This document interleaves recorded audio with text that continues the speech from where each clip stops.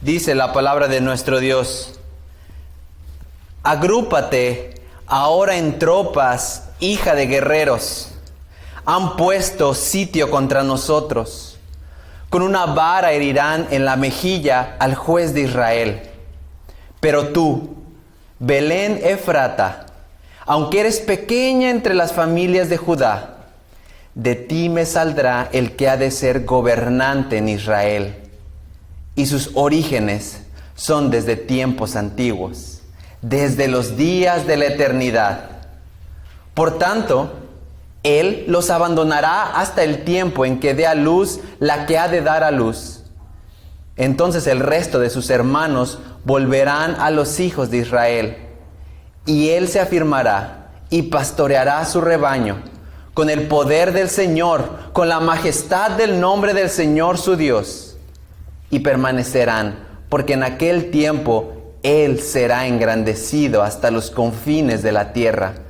Él será nuestra paz. Cuando el asirio invada nuestra tierra y cuando huelle nuestros palacios, levantaremos contra él 7 pastores y 8 príncipes del pueblo. Y ellos pastorearán la tierra de Asiria con espada, la tierra de Nimrod en sus puertas. Él nos librará del asirio cuando invada nuestra tierra y huelle nuestro territorio.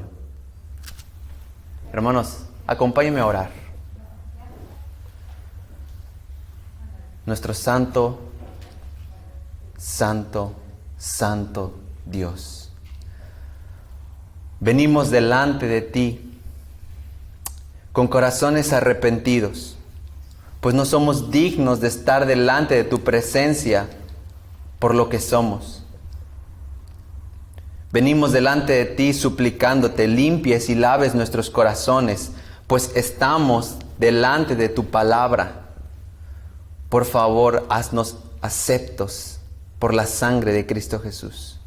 Suplicándote que seas tú quien gobierne este tiempo, seas tú quien gobierne estas palabras y seas tú quien gobierne nuestros corazones.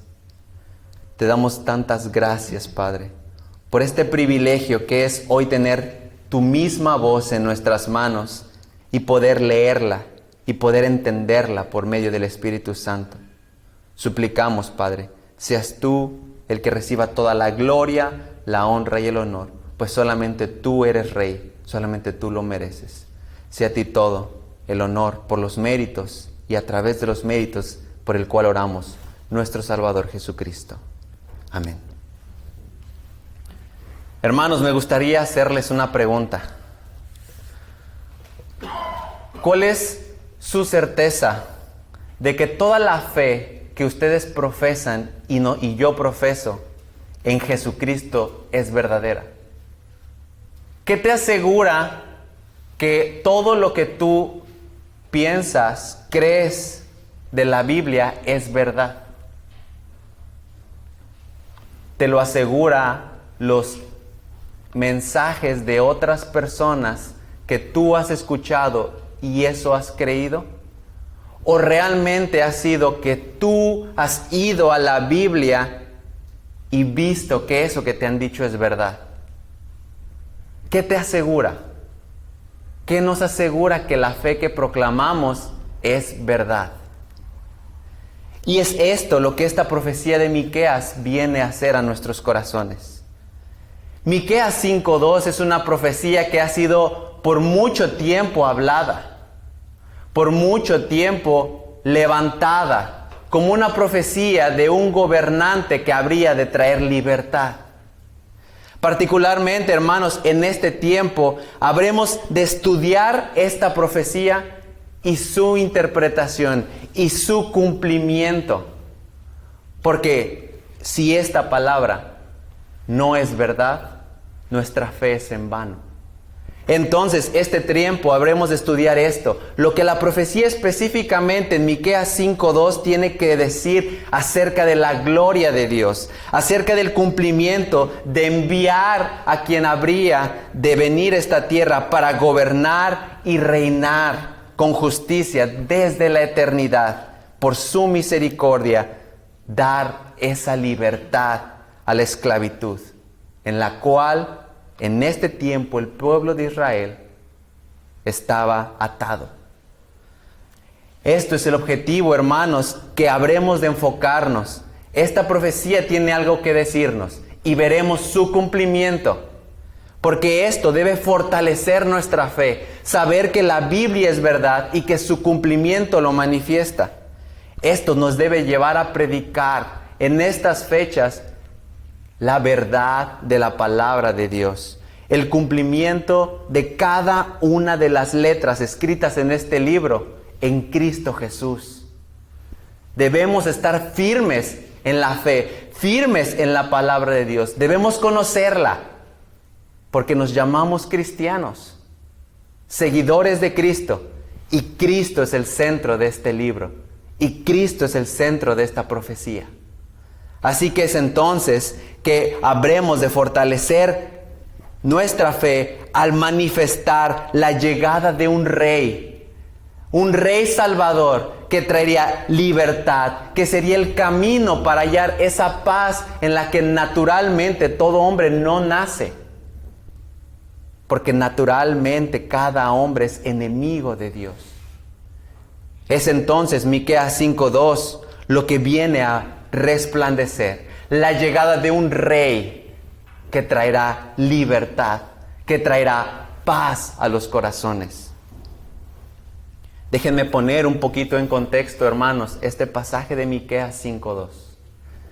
Miqueas está escrito en 3 partes, dividido en 3 ciclos, y los identificamos porque cada ciclo en tu casa lo puedes leer, empieza por un oíd, y ahí comienza un ciclo. El primer ciclo es del versículo 1 al versículo 2. El segundo ciclo es del del capítulo 3 al capítulo 5, hablando de capítulos, Y el tercer ciclo es capítulo 6 y capítulo 7.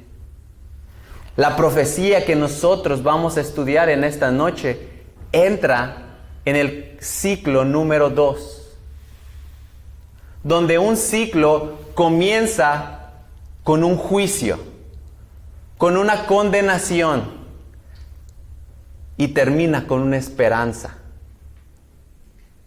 Y es entonces que nosotros sabemos de enfocar nuestra vista en el segundo ciclo, en la parte de la esperanza de un rey, al estudiar la profecía en Miqueas 5:2. Eso lo llamaremos como primer punto, un rey prometido. Un rey prometido es lo que nosotros encontraremos en este pasaje en Miqueas 5:2. Y el cumplimiento de esta profecía, nos iremos al Nuevo Testamento, a Mateo capítulo 2, versículo 1 al 6, el cual llamaremos un rey nacido. Comenzaremos escudriñando lo que esta profecía tenía que decirnos en su contexto para nuestra aplicación, y veremos cómo esto viene a ser verdad en un rey nacido como segundo punto en Mateo capítulo 2. Comenzando entonces con nuestro texto, lo leímos del 1 al 6, aunque solo enfocaremos nuestros ojos en el versículo 2. Me quería mostrar que todo el pasaje habla de un libertador. Aquí está Miqueas escribiendo a la división que se originó de todo el territorio de Israel en 2 partes. La región del norte, conocida como Israel, la región del sur, conocida como Judá. Miqueas escribe a la región del sur, conocida como Judá, que su capital, todos probablemente la hemos escuchado, Jerusalén. Miqueas tiene el propósito de hablarle a esta región Su contemporáneo es Isaías, y las profecías que ambas partes evocan traen consigo el mensaje de un Salvador.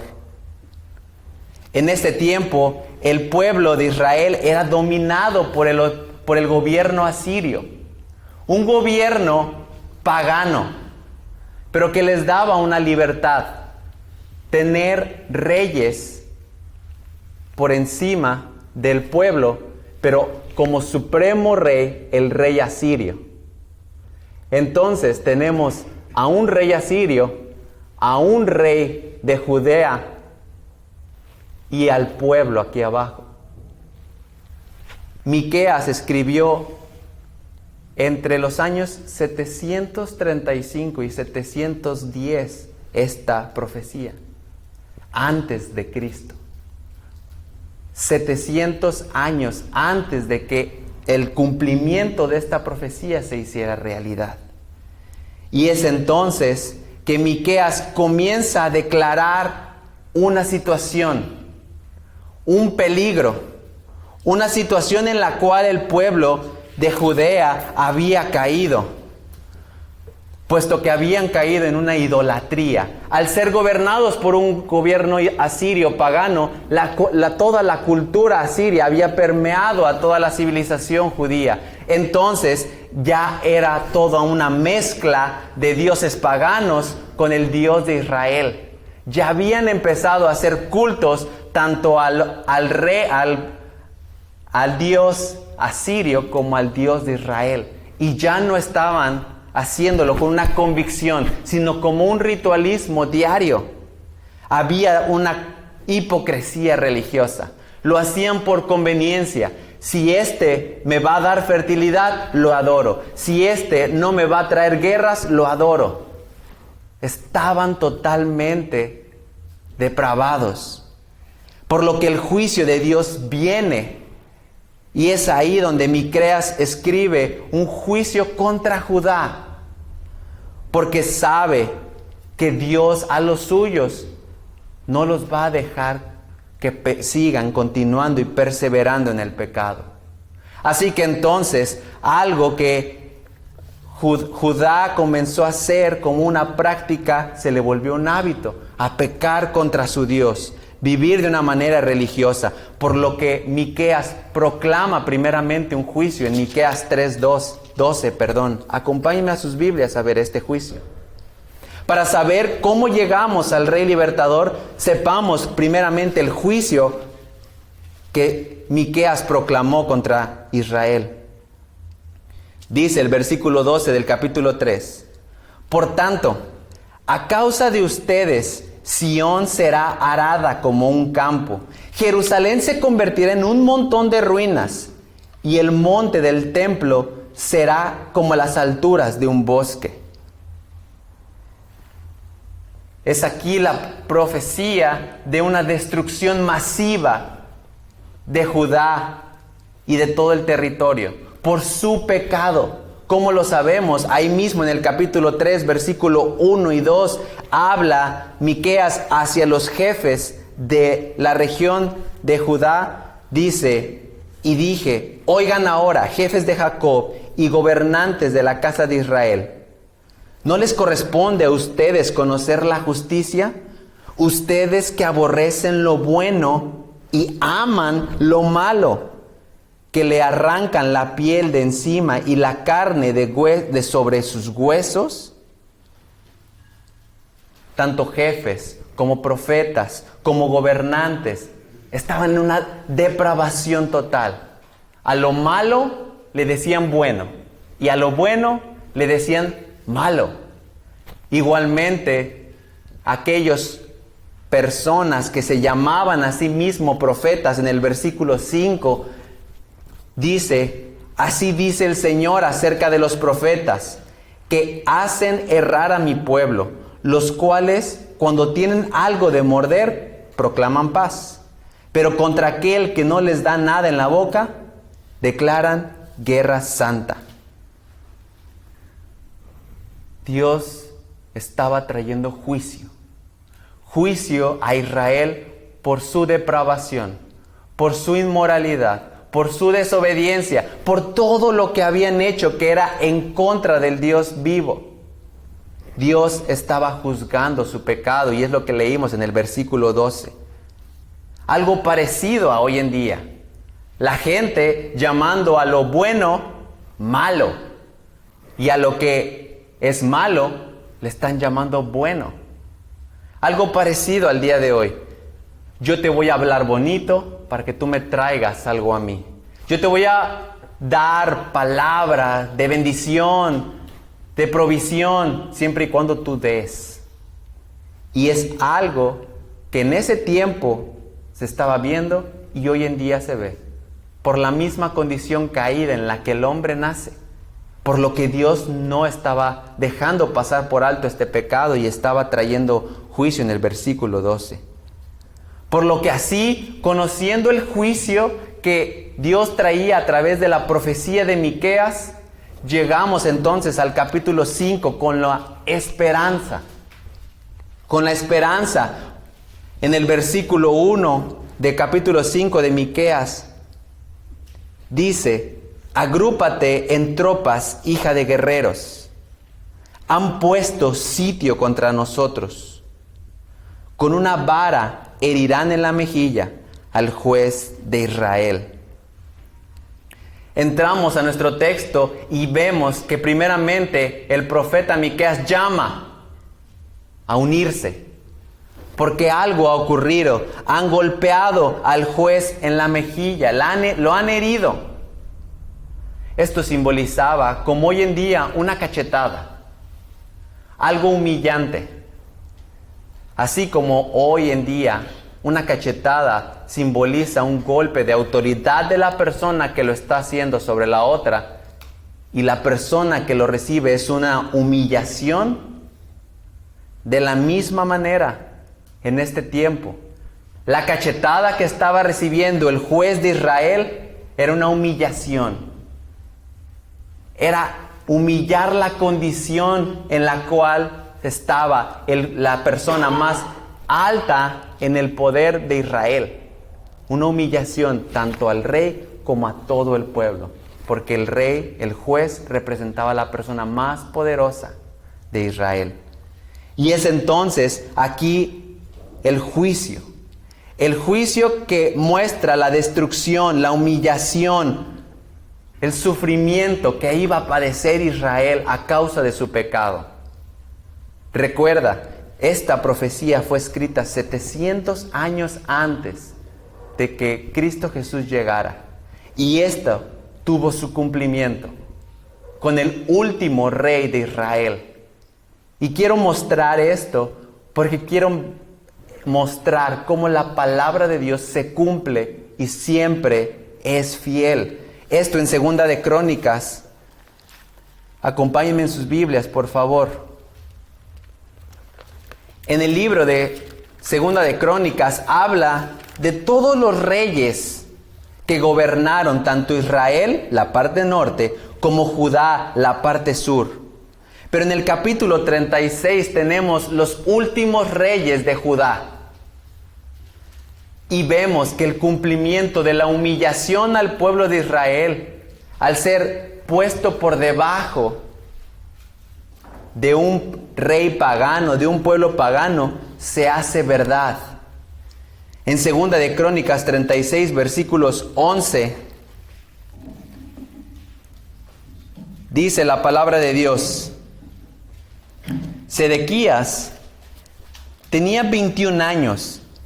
Este es el último rey de Judá, cuando comenzó a reinar, y reinó 11 años en Jerusalén. E hizo lo malo ante los ojos del Señor su Dios, y no se humilló delante del profeta Jeremías, que le hablaba por boca del Señor. También se rebeló contra el rey Nabucodonosor, que le había hecho jurar fidelidad por Dios, pero endureció su cerviz y obstinó su corazón en vez de volverse al Señor Dios de Israel. Asimismo, todos los jefes de los sacerdotes y el pueblo fueron infieles en gran manera, y siguieron todas las abominaciones de las naciones y profanaron la casa del Señor que él había consagrado en Jerusalén. Aquí está el cumplimiento. La humillación del rey de Judá. ¿Por qué? Porque continuaban en la misma situación. El rey Sedequías, el último rey de Judá, estuvo gobernando 500 años antes de que Cristo viniera a esta tierra.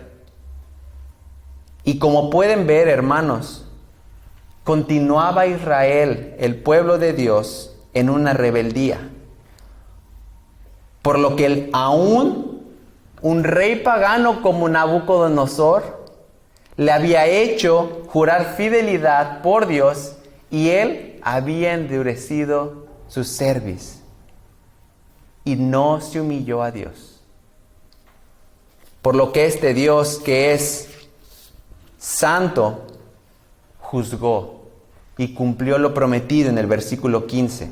Dice ahí mismo: y el Señor, Dios de sus padres, les envió palabras repetidas veces por sus mensajeros, porque Él tenía compasión de su pueblo y de su morada. Pero ellos continuamente se burlaban de los mensajeros de Dios, despreciaban sus palabras y se mofaban de sus profetas, hasta que subió el furor del Señor contra su pueblo, y ya no hubo remedio. Hasta que la rebeldía del pueblo fue tal que Dios dijo: hasta aquí.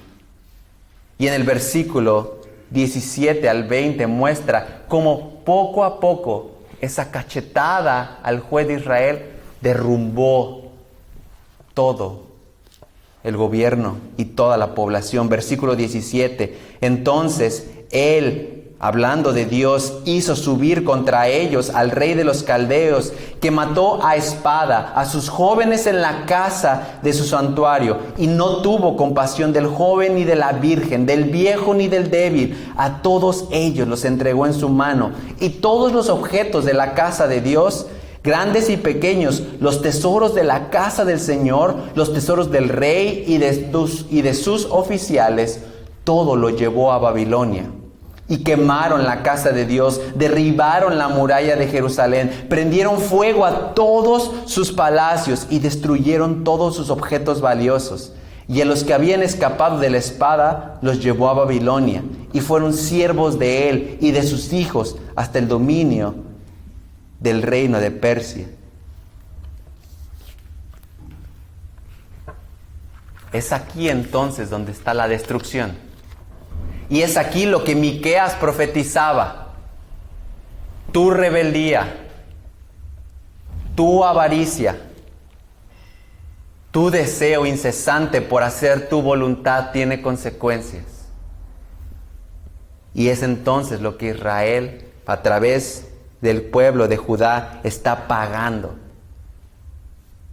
Dejaron de escuchar a Dios, dejaron de escuchar a los profetas que aún Dios les mandaba. Y no hubo marcha atrás. Destrucción. Dios realmente estaba castigando a su pueblo. Regresando a nuestro pasaje en Miqueas, el panorama era desalentador. Porque entonces esto parecía el fin del pueblo de Judá. Destruir todo, aún la casa del Señor. Quemaron, la prendieron en fuego, las familias, no hubo piedad sobre ningún joven ni sobre ninguna virgen. Dios trajo juicio por el pecado del pueblo de Judá. Esta es la condición en la cual Miqueas profetiza.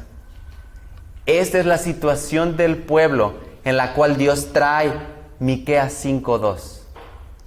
Pero, hay peros que nos gozamos, y este es uno de ellos.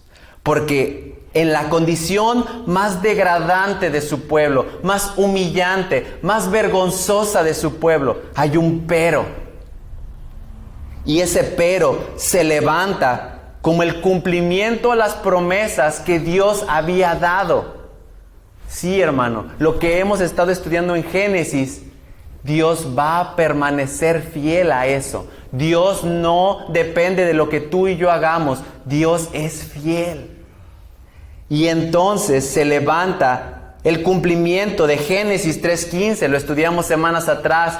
La semana anterior estudiamos Salmo 24, el Rey de Gloria. El cumplimiento llega en Miqueas 5:2, donde dice: pero tú, Belén Efrata,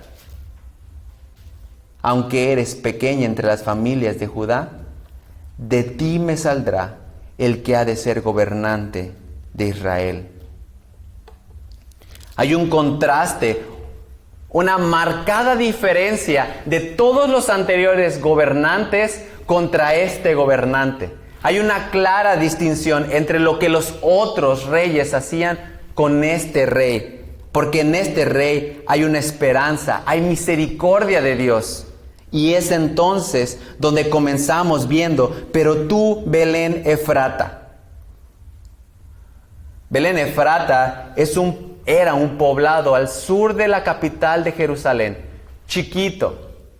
Muchos historiadores ni siquiera lo consideraban como un pueblo, como una comunidad. Algo sin valor, que uno creería que de ahí no va a salir nada importante. Vemos que Belén Efrata es el lugar en el cual Miqueas profetiza para algo especial. ¿Por qué no Jerusalén? ¿Por qué no las grandes capitales? Porque Dios así lo determinó. Que de un lugar, de un rinconcito, saliera un gobernante que sería totalmente diferente a los anteriores. Belén Efrata quiere decir casa de pan, de la cual sus principales actividades eran estas: sembradíos. De las razones por las cuales Belén Efrata era conocido, era porque de este pequeño pueblo venía el rey David. Según 1 Samuel 16, lo puedes anotar y leer en tu casa. Vemos cómo ahí David y sus hermanos fueron criados. Pero aún dice: tú eres, aunque eres pequeña entre las familias de Judá, apenas lo suficientemente importante para ser rescatada como un pueblito, pero aunque eres pequeña, algo va a hacer contigo, Belén Efrata. ¿Qué dice el versículo 2? De ti, de Belén Efrata, me saldrá el que ha de ser gobernante de Israel. Sí, hermanos, aunque la humillación sobre los reyes, sobre el mismo pueblo, vendría de los otros pueblos paganos, Dios está hablando a través de Miqueas que de Belén Efrata saldría ese gobernante que habría de estar por encima, dominando. El rey que no merecía el pueblo, el rey que por sus obras no era digno de recibir el pueblo de Judá, porque este rey habría de ser muy diferente a los demás reyes, a sus antecesores.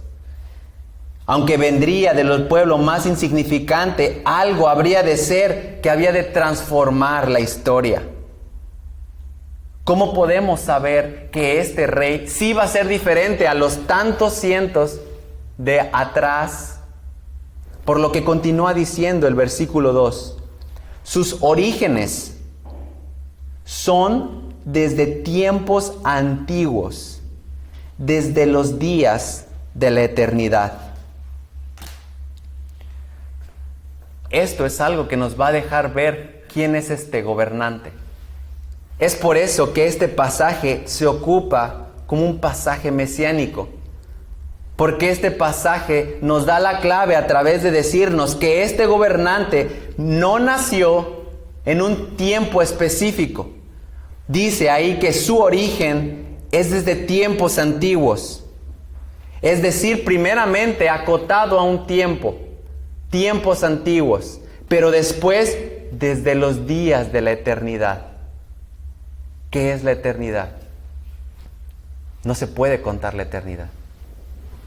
Así que este rey habría de ser diferente a todos los demás. Todos los demás tienen un inicio y tienen un final, pero este no tiene un principio. Este rey tendría que venir desde antes de la creación de este mundo. Tendría que venir desde antes del establecimiento de los tiempos. Pues este rey, como vemos aquí y leímos más adelante, habría con el poder de su nombre hacer un montón de cosas por el pueblo.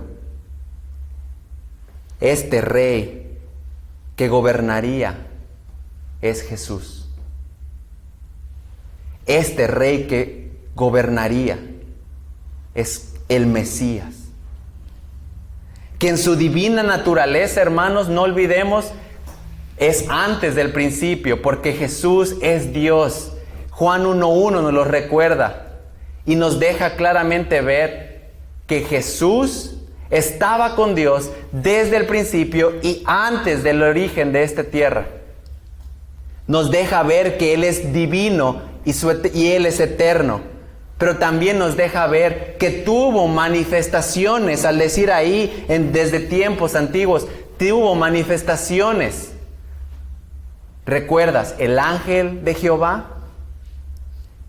Cristo mismo, preencarnado, manifestándose a su pueblo.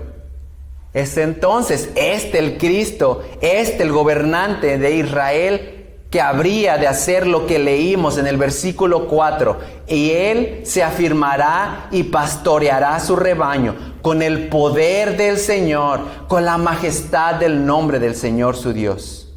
Versículo 5. Y Él será nuestra paz. Versículo 9. Se alzará tu mano contra tus adversarios y todos tus enemigos serán exterminados. Hermanos, es Dios mismo trayendo la paz anhelada, la libertad. A pesar del pueblo rebelde, obstinado, depravado y sin ningún mérito de redención, Miqueas profetizando a un rey que libertaría a su pueblo. Acompáñenme, por favor, a otra profecía en Isaías, capítulo 9.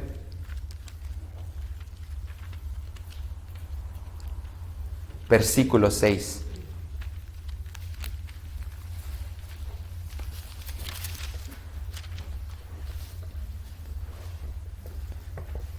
Porque un niño nos ha nacido, un hijo nos ha sido dado, y la soberanía reposará sobre sus hombros, y se llamará su nombre, Admirable Consejero, Dios Poderoso, Padre Eterno, Príncipe de Paz.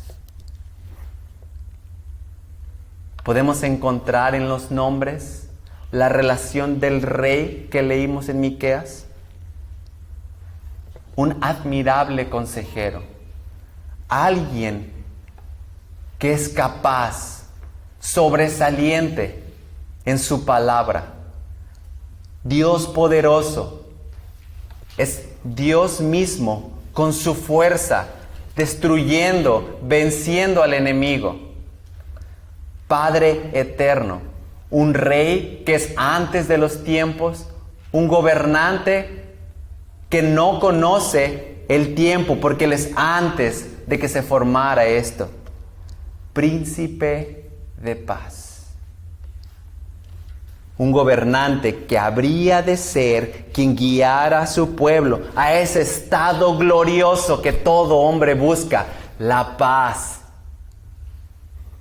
Es Miqueas 5:2, la profecía gloriosa de que Cristo Jesús habría de nacer como un gobernante, como un rey que habría de libertar a su pueblo para traer paz a los suyos. Es entonces esta la profecía. Ahora, vayamos a su cumplimiento. Vayamos al pasaje donde esto fue hecho real. Esto como nuestro segundo punto, un rey nacido, en Mateo capítulo 2. Un pasaje que probablemente tú has leído, probablemente has leído a tus hijos, porque es un pasaje que habla respecto a unos magos. Leeré del capítulo 2, versículo 1 al versículo 6.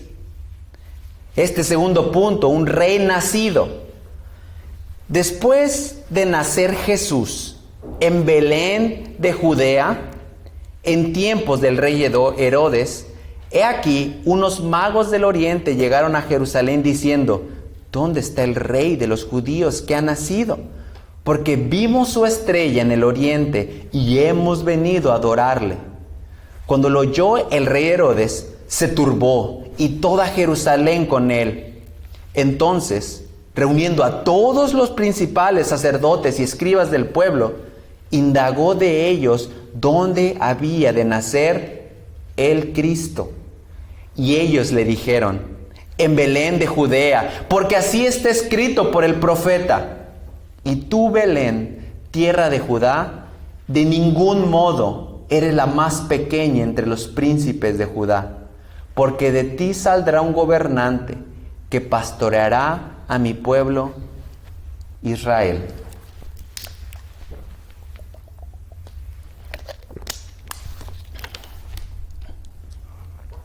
El Evangelio según San Mateo, es un evangelio que tiene un propósito particular, y es mostrar que Jesús es el Rey, que su linaje, que su vida, que su nacimiento corresponde a la de un rey, para así confirmar la profecía de Miqueas 5:2. Y sí, hermanos, tuvo su cumplimiento la profecía de Miqueas 5:2 700 años después en Jesús, al nacer en el tiempo del rey Herodes, tal cual fue profetizado. Y habremos de estudiar este pequeño pasaje de dos maneras. Primero, conociendo por qué Jesús es el Rey nacido en el versículo 1 al versículo 3, por su nombre y por su descendencia. Porque la aparición de los magos comienza en el versículo 1 para encontrarse con aquel que había nacido, y le llama aquí Jesús. ¿Quién es Jesús? Su nombre es Yeshua, que significa el Señor de la salvación. Primeramente, su mismo nombre manifiesta su propósito: salvar a su pueblo, traer salvación para que todo aquel que no es capaz de salvarse, solamente a través de Jesús pueda ser salvo. Su mismo nombre anunciaba su propósito: salvación a los muertos, salvación a los perdidos, salvación a todo aquel que no puede hallar salvación. Todo aquel que cree en Jesús, el Señor de la salvación, es aquel a cual los magos iban a buscar. Dice el texto que una vez que nació Jesús en Belén de Judea, llegaron unos magos. No sabemos cuántos magos eran. No sabemos si eran de Asia, África y Oceanía. No sabemos si venían en caballo, camello y burro. No sabemos nada de eso, y no es importante nada de eso. Porque el texto no lo menciona. Y si el texto no lo menciona, es que no es importante. Es importante lo que ellos iban a buscar. ¿Qué iban a buscar? Versículo 2, hacen una pregunta: ¿dónde está el rey de los judíos que ha nacido? Esto mostraba que había una impaciencia, un deseo Porque este rey es diferente. Tiene una lumbrera que les va guiando para llegar hasta ese rey. Por mucho, un rey hoy es anunciado en la tele, en las redes sociales. Pero algo que del mismo cielo guiara a hombres lejanos al rey de los judíos, este rey es diferente. Y es la pregunta que ellos hacen: ¿dónde está el rey de los judíos? Y es ahí entonces donde podemos identificar que este rey es diferente. Primeramente por su nacimiento, porque él al venir de Belén de Judea, recuerda Belén, la tierra de la cual fue profetizada, resalta su descendencia. ¿Recuerdas que hablamos que de este mismo lugar había nacido el rey David? Tal cual fue profetizado. Acompáñenme en sus Biblias en Jeremías. Jeremías capítulo 23, versículo 5, dice la palabra de Dios: He aquí vienen días, declara el Señor, en que levantaré a David un renuevo justo, y él reinará como rey, actuará sabiamente y practicará el derecho y la justicia en la tierra. Es entonces Jesús de Nazaret, de Belén de Judea, el cumplimiento a esta profecía. En el libro de Mateo comienza el capítulo 1 del versículo 1 de Mateo diciendo: libro de la genealogía de Jesucristo, hijo de David, hijo de Abraham. Así que, primeramente, Cristo manifestando que Él es por naturaleza, por su nacimiento, capaz de ser rey. Versículo 17 de Mateo 1 dice: de manera que todas las generaciones, desde Abraham hasta David, son 14 generaciones, y desde David hasta la deportación a Babilonia, 14 generaciones, y desde la deportación a Babilonia hasta Cristo, 14 generaciones. Es entonces Jesús, por naturaleza, por nacimiento, capaz de ser rey. Algo que hoy se cuestiona mucho. Algo que hoy se pone mucho en duda. La misma Biblia nos lo deja ver. Jesús es rey y su sangre lo confirma. En esta escena, entonces, regresando a nuestro pasaje, hacen la pregunta a los magos: ¿dónde está este rey de los judíos? Porque vimos su estrella en el oriente y hemos venido a adorarle. Por lo que entonces se pone un temor en el rey Herodes, porque tenía competencia.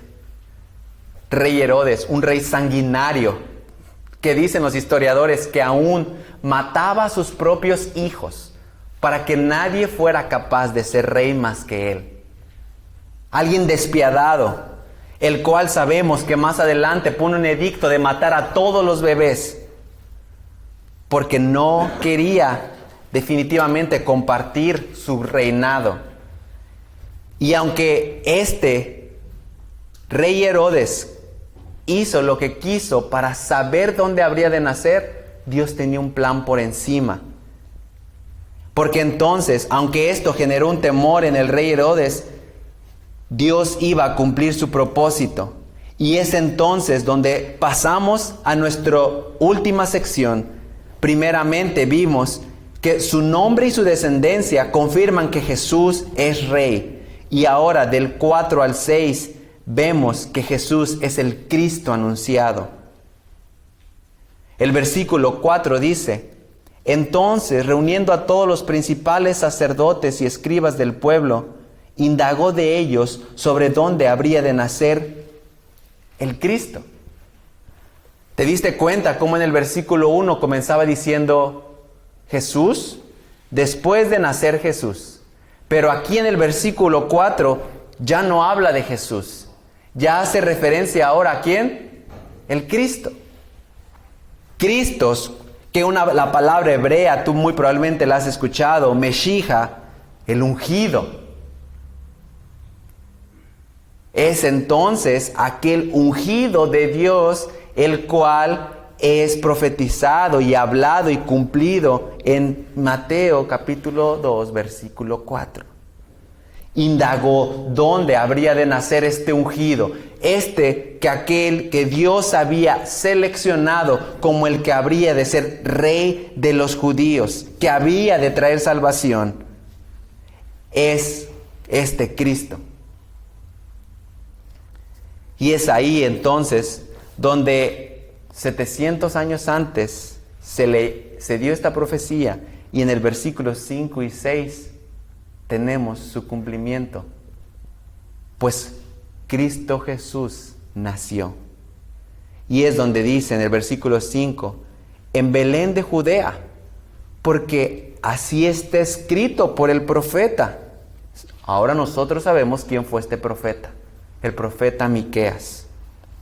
Y comienza diciendo, y tú, Belén, tierra de Judá, de ningún modo eres la más pequeña entre los príncipes de Judá. Queda entonces claro que aunque Belén, una tierra que no se consideraba importante, salió Cristo Jesús, vino a cumplir la profecía que de él había sido dada tanto tiempo atrás. Pero lo que particularmente quiero rescatar de este recordatorio de la profecía es la segunda parte, que dice, porque de ti saldrá un gobernante que pastoreará a mi pueblo. Si recordamos la profecía de 5:2, no vayas, yo te la leo, dice, de ti me saldrá el que ha de ser gobernante en Israel. Pero aquí en Mateo 2 dice, que pastoreará a mi pueblo Israel. Hay una diferencia, ¿cierto? ¿Qué diferencia hay entre gobernar y pastorear? Sabemos entonces, ahora con lo que hemos estudiado, hermanos, que Cristo Jesús primeramente vino por el pueblo de Israel. Primeramente vino por el pueblo de Israel. Juan capítulo 1, acompáñenme en sus Biblias, nos los confirma en el versículo 11. A lo suyo vino, y los suyos no le recibieron. Por lo cual Dios es soberano y Él sabe todo lo que pasa, porque Él es Dios eterno. En el versículo 12 y 13 dice, pero a todos los que le recibieron, les dio el derecho de llegar a ser hijos de Dios, es decir, a los que creen en su nombre, que no nacieron de sangre, ni de la voluntad de la carne, ni de la voluntad del hombre, sino de Dios. Así que podemos saber esto, hermanos. Cristo Jesús venía para pastorear a su pueblo. No solamente el pueblo de Israel. Porque aquí dice que no a fuerza nacieron de sangre, ni de la voluntad de la carne, ni de la voluntad del hombre, sino ¿de quién? De Dios. Es Dios mismo trayendo la misericordia a su pueblo, eligiendo a aquellos que Él habría de pastorear. ¿Por qué? Porque el propósito, ¿recuerdas? Del rey, ¿cuál es? Salvar. Mateo 1:21 dice, y dará a luz un hijo y le pondrás por nombre Jesús, porque Él salvará a Israel. No, salvará a su pueblo de sus pecados. Es Jesús salvando a su pueblo. ¿De qué? De sus pecados. No es entonces lo más importante lo de aquí. No vemos a Jesús viniendo a salvar de los malos, de los enemigos, de los pueblos guerreros.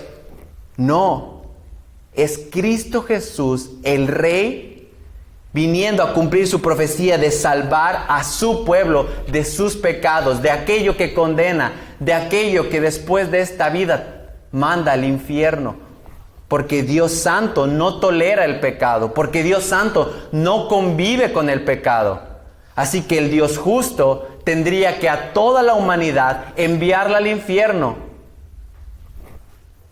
Por lo que entonces en su misericordia, recuerda la esperanza de Dios manifestada en su misericordia, envía a Cristo Jesús. Cumplir la ley al nacer del linaje de un rey y no dejar de ser Dios al venir desde la eternidad, para así venir a este mundo para salvar a su pueblo. Entonces, concluyo, hermanos, diciendo esto: es la vida de Cristo Jesús el cumplimiento a las profecías dadas en el Antiguo Testamento. Es la vida de Cristo Jesús lo único capaz de reconciliarla al hombre con su Dios, porque el hombre, como lo vimos desde tiempos antiguos, es rebelde, obstinado, es depravado. Por lo que es Cristo Jesús el cumplimiento, aquel rey que habría de libertar a su pueblo, aquel rey que tuvo que nacer como un hombre para salvar a los hombres, pero con una distinción, hermanos: este hombre no pecó. Este hombre cumplió cada paso de la ley, lo que ningún rey antes de Israel lo había hecho. Este rey lo vino a hacer. El rey de los judíos. Hay otro texto donde igual se destaca el rey de los judíos. Acompáñenme, por favor. Mateo 27. Versículo 37.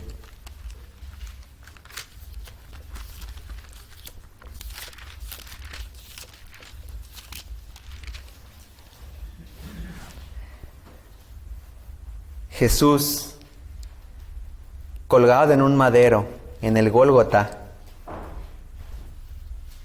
siendo crucificado, dice el versículo 37, y pusieron sobre su cabeza la acusación contra él que decía: este Jesús, el Rey de los judíos.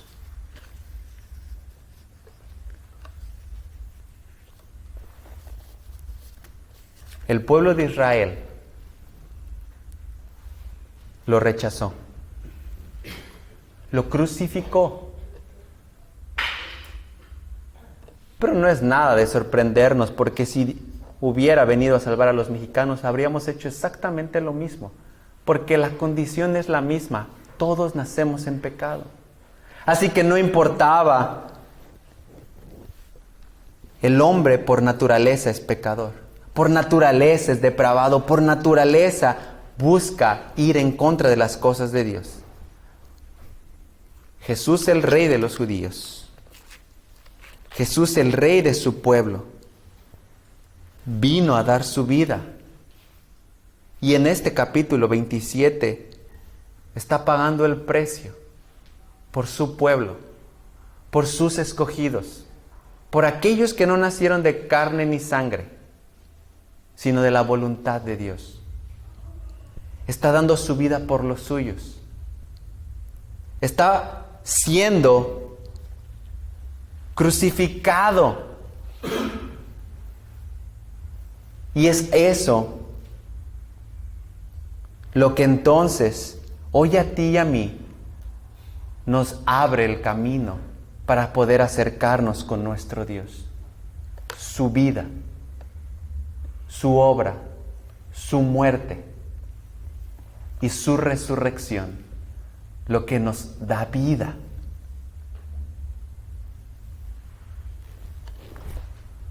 Cristo Jesús cumplió a lo que venía. Cristo Jesús promete que volverá por los suyos. Cristo Jesús vendrá nuevamente. Pero esta vez, hermanos, no vendrá en un pesebre de una tierra insignificante o desconocida. Esta vez vendrá en toda su gloria. El Rey victorioso volverá. Y termino con lo que Él mismo dijo en Mateo capítulo 24, versículo 30.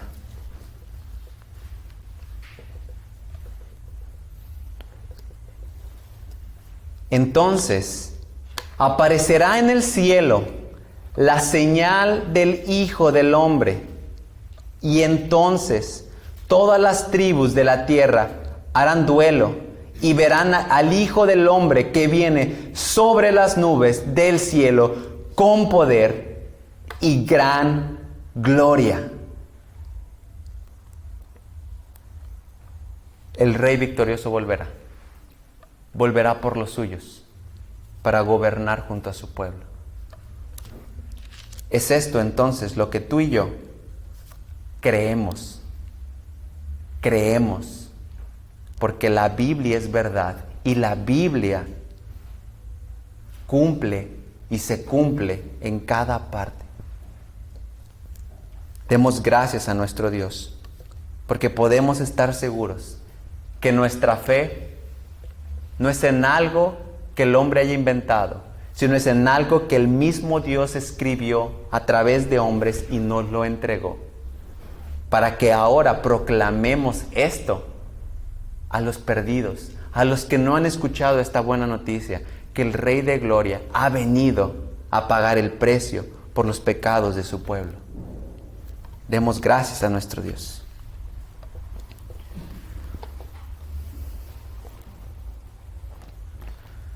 Nuestro Dios y Padre, venimos delante de ti tan agradecidos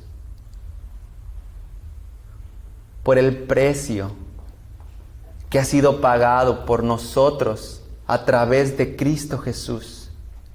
Cuántas gracias te damos, nuestro Dios, porque lo que fue profetizado desde Miqueas 5:2, tú, en tu misericordia, en tu esperanza, lo cumpliste en tu Hijo Jesucristo. Siendo nosotros incapaces, rebeldes, muertos por naturaleza, nos mostraste tu gloria al enviar a tu Hijo Jesucristo a este mundo. Al venir a cumplir cada letra y cada coma de este libro. Cuántas gracias te damos, Padre, porque ahora es en este nombre, en ese Rey en el cual podemos confiar. Tu Hijo, Jesucristo. Padre, te suplicamos que redargullas nuestros corazones, que afiances nuestros corazones, y si aún nuestra fe es débil, que la afirmes en nuestro Salvador Cristo Jesús. Y que por favor, Padre, en estas fechas en las cuales podemos, porque podemos hacerlo, hablemos de Cristo Jesús viniendo a este mundo a salvarnos de nuestros pecados, que ha venido como el Rey de Gloria y que promete vendrá por nosotros para reinar junto a nosotros. Cuántas gracias te damos, Padre, por este enorme privilegio que ahora tenemos de ser llamados pueblo tuyo, hijos tuyos, solamente por la gracia, por el regalo que nadie de nosotros merecía y nos ha sido dada por voluntad tuya. En el nombre de nuestro Salvador oramos, Cristo Jesús el Rey. Amén.